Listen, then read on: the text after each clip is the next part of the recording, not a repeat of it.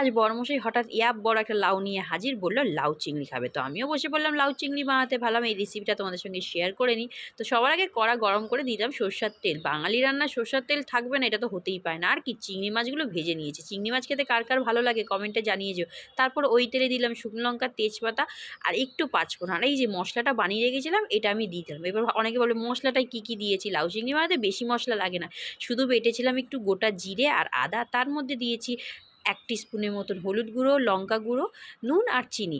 এই মশলাটাই যথেষ্ট, লাউ চিংড়ি বানাতে বেশি মশলা লাগে না। তারপর কি, এটা ভিজিয়ে রাখার পর তেলে দিয়ে বেশটি করে কষিয়ে নেওয়ার পর দিয়ে দিলাম কেটে রাখা হচ্ছে লাউগুলো। লাউগুলো কিন্তু একদম ছোটো ছোটো করে কাটেনি, বেশ বড় বড় করে। তারপর কিছুক্ষণ ফোটানোর পরই দেখলাম লাউয়ের জলেই লাউ সেদ্ধ হয়ে গেছে। নামানোর একটু গরম মশলা চিংড়ি মাছগুলো দিয়ে জলটা একটু শুকনো হলেই নামিয়ে নিলাম। ব্যাস তৈরি হয়ে গেলে লাউ চিংড়ি। দেখতে যতটা টেস্টি হয়েছে খেতেও ততটা টেস্টি হয়। ট্রাই করো কিন্তু।